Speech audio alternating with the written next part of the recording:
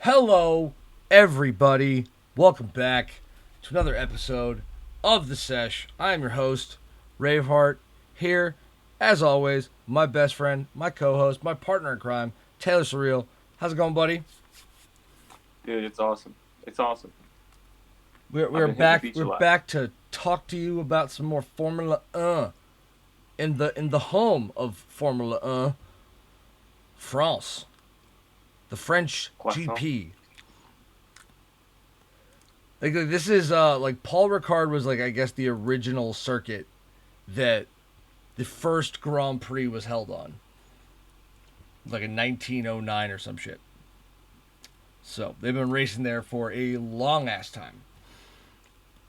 And also, I love those runoff areas at Paul Ricard. They look like modern art, not Formula One track. It's great. I love it. You're not Um, wrong. but yeah, so what we are looking at for the French Grand Prix. Sorry. As always, I did smoke before this video and little slow on the uptake right now. But we are looking at 53 laps around the Circuit de Paul Ricard in France. Um, Previous winners, we've got the last two times it was held there. Sir Lewis, Kel Surprise. My French teachers in high school are going to be very happy with me on this episode. We're busting out all that French knowledge that I didn't really learn that well. Um, but then we have Felipe Massa the next time that it was held in 2008, and then Kimi Räikkönen before that, and Schumacher dominated it during his prime.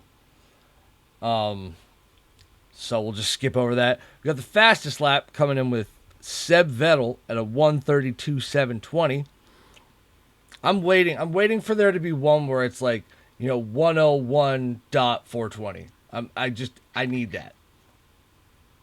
Like That'd be phenomenal. or a 109.420. So that's 69.420. Yes, that's more what I was thinking. Yep. But all right, let's hop into the storylines going into this week.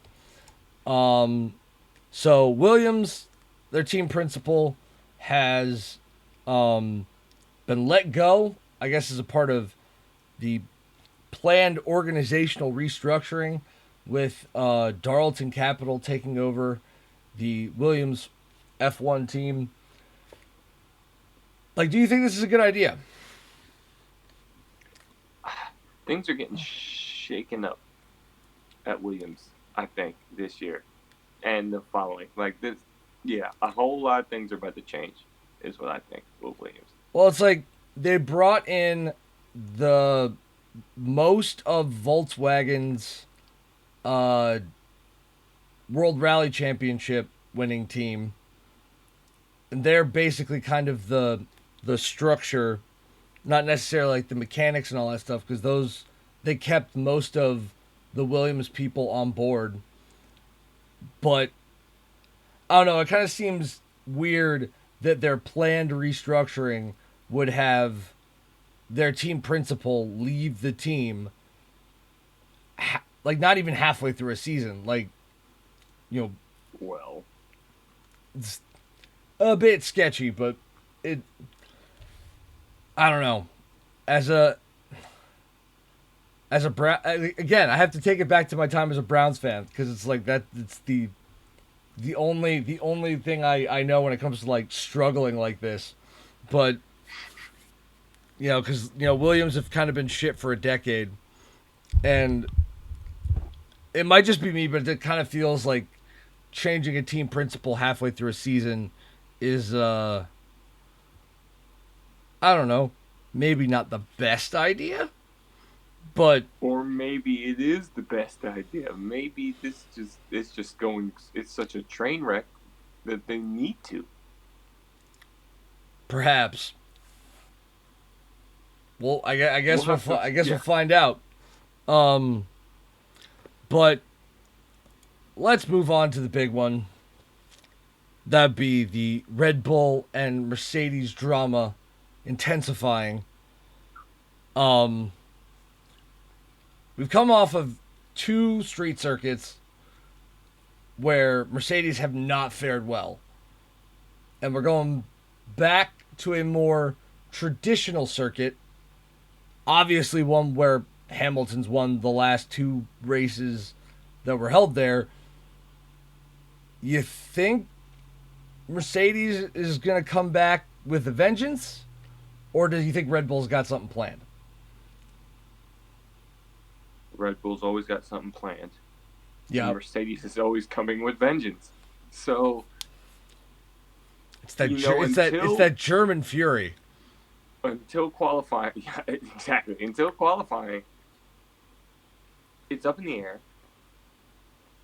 But Hamilton does have an upper hand here, so I expect to see him kind of high on the pole. That is, and but it might be a battle between those two the whole time. That's what I'm thinking. And how do you think that Red Bull's going to fare with the flexi wing changes coming in this week? I mean, personally, I think that they knew this was coming. It's mandated this week? Yeah, it's mandated. Like the new tests. Like officially, they have to make the change by this race. Yeah, the new tests are coming into play this week. Part of me legitimately thinks that they knew going into this. Sure. That the way they were running their wings maybe was bending the rules a bit, and that they've had another wing and rear end setup ready to go when the FIA and when Mercedes started their bitching, and it was all going to need to get replaced. Yes, and even before you said that, I was already thinking it's not going to be that big of a difference. Really. We'll see. But with that knowledge now, yeah, I'm sure they're ready to go. Just like Mercedes with their front bendy wing. Yeah. It's who's going to protest who first. It's like I would love to see Horner and Red Bull go for the undercut and just protest Mercedes bendy front wing first. That would be in the pits. That would be like the ultimate fuck you from Christian Horner to Toto Wolff. Like, oh yeah, you think you're gonna protest us? Ha, we got you. Like what? How can you? How? Anyway. Like one of those courtroom dramas where they pull out that last minute piece of evidence and case gets completely blown up.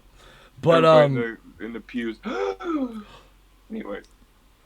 Dun dun, little Law and Order sound effect thrown in there. Yeah. Provided by like Zach Brown, or he's just sitting off in the corner. Dun dun. But all right.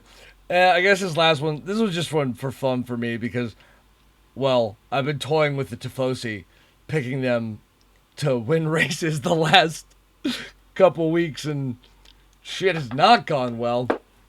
But do you think their qualifying dominance is going to continue in France?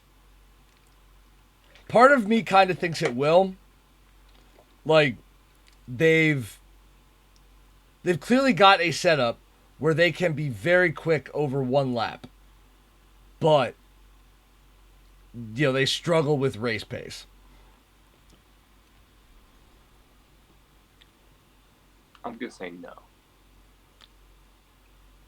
We will find out as the first round of the Sesh Grand Prix Predictors Championship will be we'll be going through that here a little bit later. Yes, but all right. Since this seems to be on everyone's lips over the last couple weeks, the fate of Valtteri Bottas and George Russell, let's talk some driver contracts and maybe some dark horse predictions when it comes to who might be coming up to, fill in the gaps. So let's go through the general kind of contract situation for each team. Right now we've got Mercedes with Hamilton and Valtteri, both of their contracts end at the end of this year.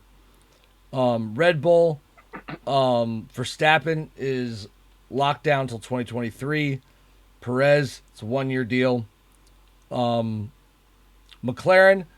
Lando Norris is locked down till 2023. Daniel Ricciardo till 2022. I don't see that lineup changing at all. I think that one's pretty much locked in. Aston Martin, you've got Vettel. He's on till 2022. This is the interesting one for me. Lance Stroll. I could not find shit on how long he was contracted at Aston Martin. Right. Now, part of me thinks that Daddy's money does definitely have something to do with that, and his contract will be up for renewal come the point where Lawrence decides he wants to move on. Not just Daddy's money, but Daddy's clout. Yeah. Daddy has a lot of clout with that team. He's got a lot of, let's say, equity. That's one way to put it. But all right. So Alpine, we've got Fernando Alonso. He's under contract till 2022, and Esteban Ocon, his contract is up at the end of the year. That's an interesting one too. I think that's one where, depending on the performances for the rest of the year, both of those seats may open up. Yep. But if only one of them's going to open up, I have a feeling that Alpine will basically say, hey, Fernando, I know you've won 2 world championships with us, but, you're washed. It's time to go. But we'll get to that in a minute. Ferrari, we've got Leclerc. He's signed on until 2024. He's locked down for an epically long contract based on Formula One standards. Right.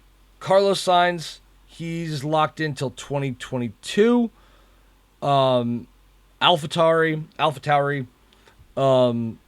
Gasly and Tsunoda, both of their contracts end at the end of this year. Basically, I think unless you're Max Verstappen, if you're a Red Bull driver, you basically exist on 1-year contracts. Alfa Romeo Sauber. So this one's interesting. Not only does both driver contracts expire, but the naming rights contract expires with Alfa Romeo at the end of this year. I have a gut feeling that one's gonna stay together, like that partnership. But should a wrench be thrown in the system, it will go back to the Sauber Formula One team. This Swiss will get with their name back on the car. Haas has Mick and Mazepin on till 2022. And the only one I see leaving that scenario is Mick, and I'll get to that one in a minute. And Williams, you have Latifi and George Russell, the LeBron of this, transfer window. He's like Kylian Mbappe, Neymar, LeBron, all rolled up into one. Don't do him like that. I think he's better than that. What? Don't do him like that. What? Dude, I think Kylian Mbappe. I watched that France-Germany game today. Dude, that guy is insane. But yes, both of their contracts end at the end of this year. So let's just clear the fucking air. I think if Valtteri doesn't come up big in the next couple of races, like if he doesn't come up big before the summer break, there's a very real chance that he will get dumped and George Russell will get the call up from Williams. They have Baku or not Baku, fuck. The Kia Grand Prix last year, where he almost won it. He had it in the bag, but Merck fucked up his pit stop, and that was, the end of his race. But it's like he proved in that race that given top tier machinery, he is more than capable of fighting for race wins and podiums and all that fun stuff. All I know is from what I've seen, word in the pits is Bottas is basically out.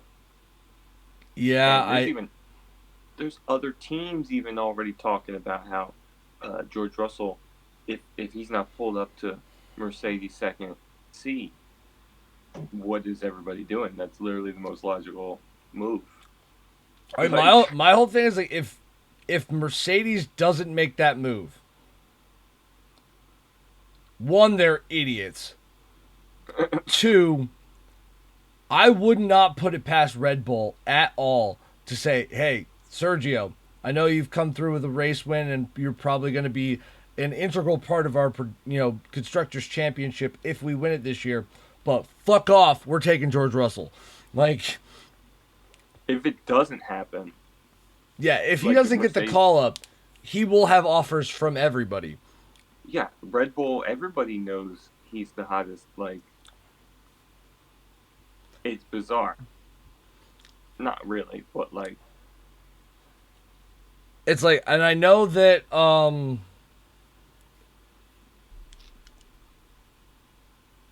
the Red Bull higher-ups have said that they're happy with Gasly at AlphaTauri and Gasly's happy there, but something tells me that they're going to struggle to hang on to him if he continues at the rate he's on right now.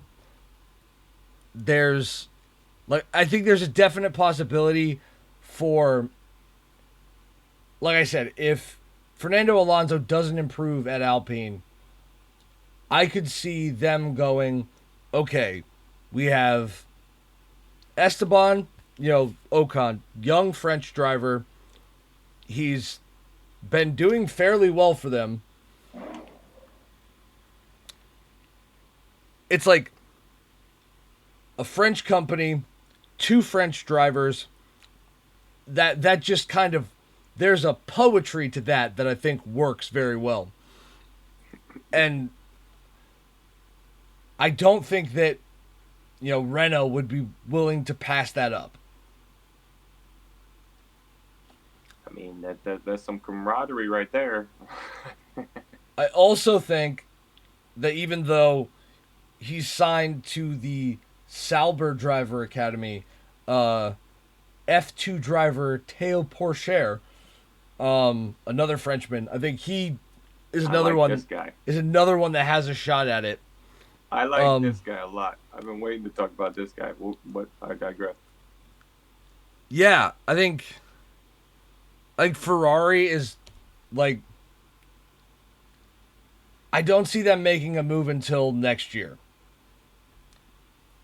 On a driver change?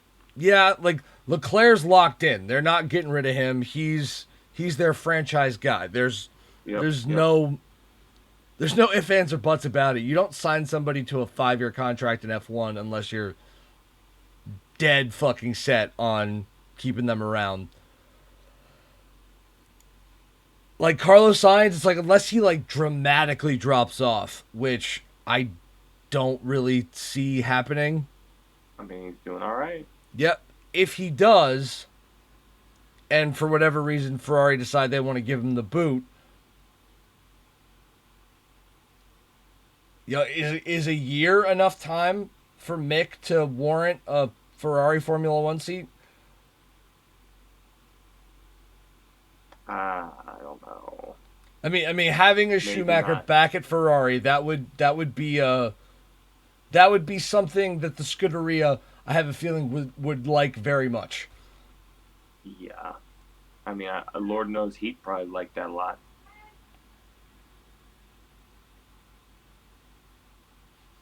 Flipping right now, dog.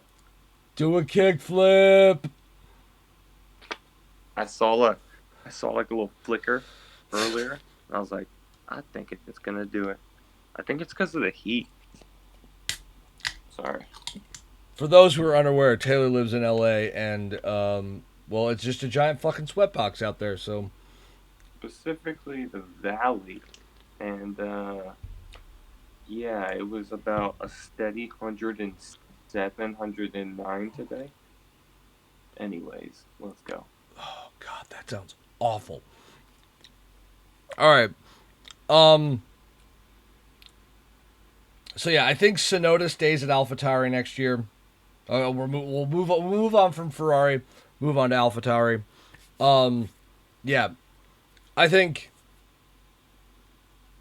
I don't know where Gasly fits in there, because it's like he's clearly putting in performances that would indicate he should get another shot at that main Red Bull seat, but Yeah, it's like I don't see, Helmut Marko and Christian Horner saying, "Oh yeah, you know what? We fucked up. We're gonna let you back. We're gonna let you back in." That just feels.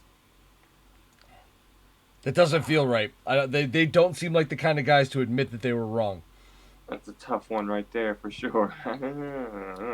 And there's a whole like slew of Red Bull junior drivers in Exactly. F2, F3 that they could choose from. They're really good. Alfa Romeo Sauber, I think, I'll be honest, I think Kimi is definitely gone.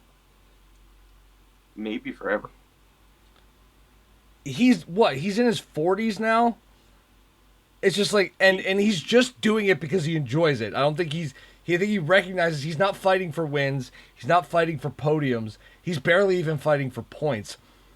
As He's much just as enjoying it and collecting a check. Yeah, as much as I love Kimi, it's just like, dude, retire. Was this who I compared to Brett Favre before? Yes. Who did? Yes, it was. And the He's just the collecting analogy a check. in this case, the analogy very much fits.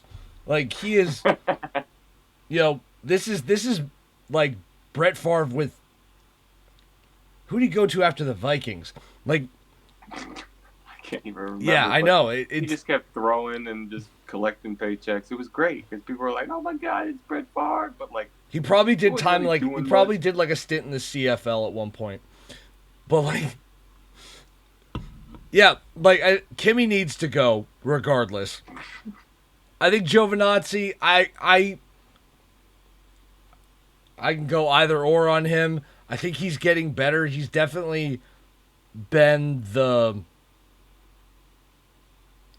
the standout of the two back of the pack drivers, I guess, this year. So I mean, maybe he warrants another contract. I don't know. Haas. Here's where I think the interesting one comes in. Well, Because I don't think Mick is sticking around for next year. I don't. I think he wants out of that fucking Rocky 4 gone wrong scenario that's going on in that paddock. faux American team. It's not. They call it the American team, but it's most definitely shady gray there. Yeah. But Gunter Steiner, who I was very interested to find out today, was he's actually a naturalized American citizen, has been for a fucking decade. So, yeah, that one's weird. But he did say that there is a lot of want for Haas to bring in an American driver. Probably strictly for PR. Yep. And I have a dark horse pick that they could bring in. Now, there is precedent for bringing a kid up from F3 directly into F1. Daniel Ricciardo did it, and Max Verstappen did it. I am picking Cameron Doss, a 21-year-old racer from a little town called Baltimore, Maryland. He won all Never heard 3 of this person races in my at life. the Open or the Euro Formula Open Championship in Portimao. He won all 3 races. Yeah. What? Yeah.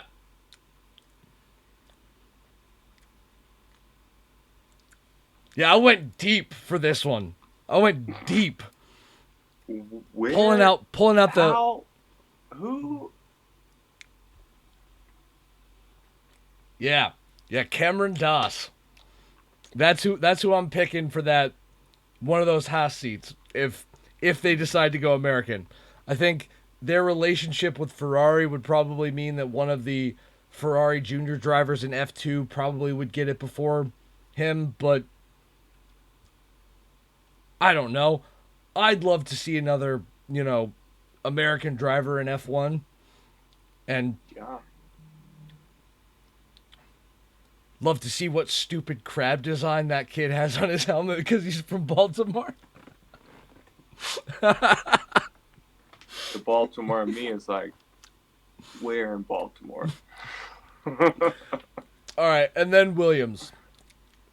I'm going to say Latifi just because his dad owns a significant enough chunk of that team that, Secure. yeah. And obviously, we've got Russell going to Mercedes. I think they basically say, hey, Valtteri, come home. I see that. That's exactly Yeah, what I see happening. Valtteri's going back to Williams. I think they're going to do a swap. Yeah, a little trade. Even Red Bull thinks that's what's going to happen. And they said if that doesn't happen, that they're stupid. So, all right. We'll see. We'll see. But let's close this out. We haven't done this so far. We've done little predictions, but we are now going into the big game. This is the start of the Sesh Grand Prix Predictors Championship 2021. To break down the rules for you, Taylor and I will be picking the podiums. So in horse racing, that would be a win, place, and show bet. But P1, if we get P1 right, that'll get us 15 points. If we get P2 right, that's 10 points. P3, 5 points. If we pick the pole sitter for the race, that's 1 point. And if we can pick who will get the fastest lap, that will also be an additional point. So, Taylor, let's hear them predictions, bud. Okay. This has been eating away at me for a while. I think Verstappen is going to sit on the pole, have the fastest lap, but I think Hamilton's going to win. Okay, so you got Hamilton, you've got Max as your pole, then you've got Hamilton P1. Who's your P2? Verstappen. Okay, so Hamilton, Verstappen, who's your P3?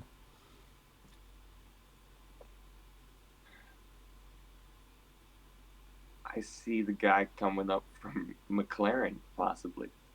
Lando Norris, or you think the Norris. Honey Badger's gonna shock everyone at Paul Ricard? No, I think Norris might just sneak his way in. I think there's going to be some weirdness that goes on at this race. Maybe some flags. Who knows? But I think there's, because the only thing you can guarantee is it's not going to go exactly how you think. So I think there's going to be some weirdness. I think some people are going to swoop in like they've been doing because, let's be honest, people have been racing phenomenally while the top dogs are kind of slacking a little bit. Well, they're kind of cannibalizing each other on a certain level. It's like Always. Yeah. But all right, for me, my Yeah, P1, is going to be Verstappen. Mad Max is going to take the win here. My P2 is going to be Hamilton. Barring any, brake magic fuckery this time. And my P3, Charles Leclerc. Sorry, Tifosi, I'm not picking you to win this time. I'm picking you to get P3. That's as far as I'll go this time.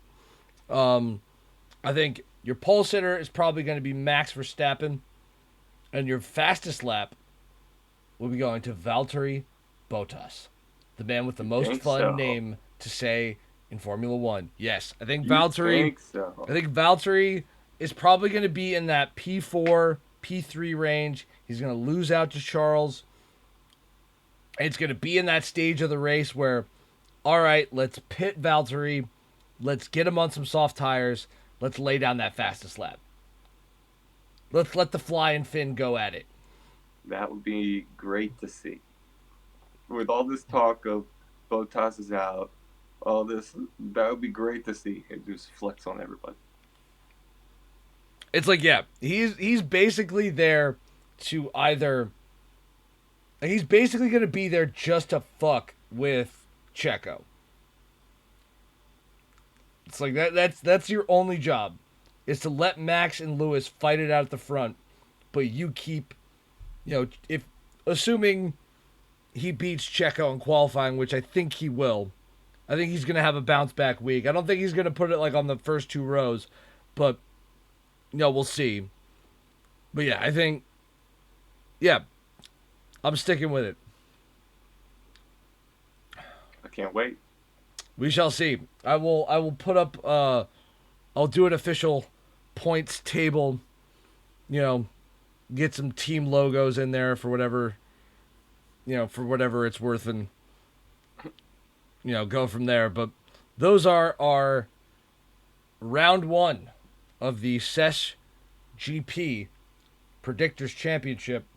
Any thoughts on the on what our trophy should be?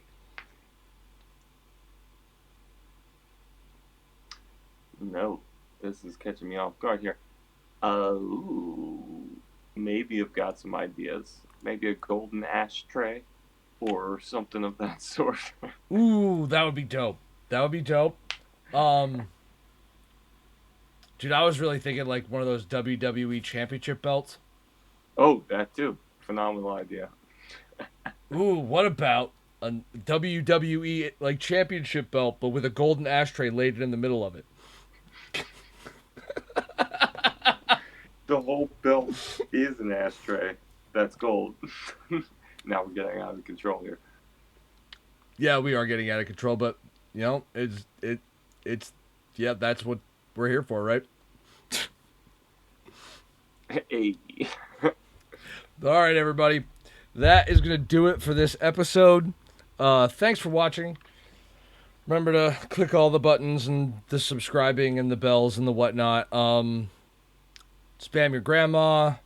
Talk about us on MySpace. All that fun stuff. We'll see you in the next one. Adios.